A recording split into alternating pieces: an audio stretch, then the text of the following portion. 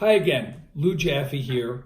The other day, a dear friend of mine sent me this great story, The Parable of the Oranges, and I thought I'd share it with you because it is so powerful.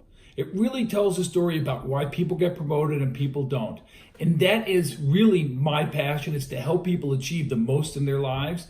And this story touched me. I want to thank my buddy Paul, because without him, I wouldn't have this story. And I think you folks are going to love it. So you'll apologize as I look at my computer screen because I want to read it to you the way it was written, and it's perfect. The Parable of the Oranges. There was a young man who had the ambition to work for a company because it paid well and was very prestigious. He prepared his resume, had several interviews, and eventually he got an entry-level position. He turned his ambition towards the next goal, becoming a supervisor. A couple of years later, a supervisor position opened up. It had even more prestige and great pay. He applied. Unfortunately, to his great dismay, another employee who had only been there for a year got that job.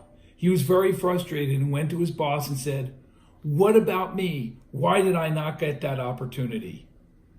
His boss said to him, "Before I answer that question, would you do a favor for me?" And of course the employee said, "Sure."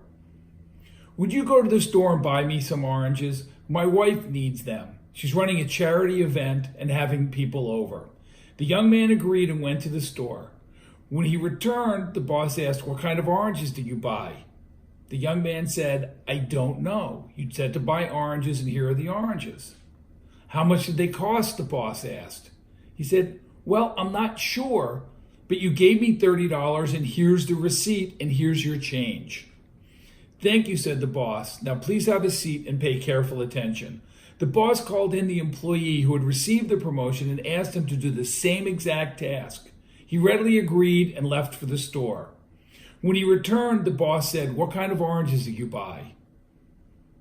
The new manager said, "Well, the store had many varieties. There were navel oranges, Valencia oranges, blood oranges, and tangerines, and so many others, and I didn't know which kind to buy.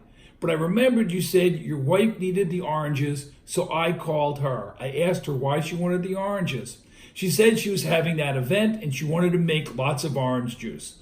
So I asked the grocer at that point in time, what oranges make the best orange juice? He suggested the Valencias because they're full of sweet juice, so that is what I bought. By the way, I dropped them on you on the way home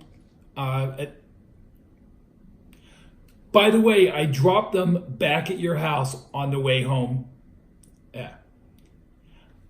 By the way, I dropped them at your home on the way back to the office. Your wife was very pleased."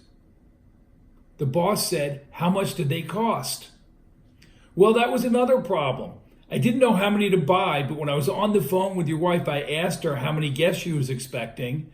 And then I told the grocer how much juice we were making. And he told me how many oranges to buy, and that was a lot. So I asked the grocer if I was buying that kind of quantity, could I get a discount? The oranges normally cost 75 cents each, but I was able to get you a deal because of the volume at 50 cents each. Here's your change, and here's a receipt."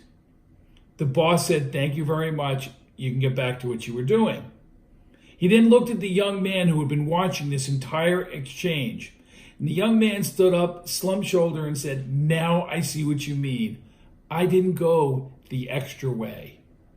Well, folks, the power in that story is always do a little extra, because the person on the other side of the table will notice it and great things will happen for you. Thanks for listening to The Parable, and I hope you got a lot out of it.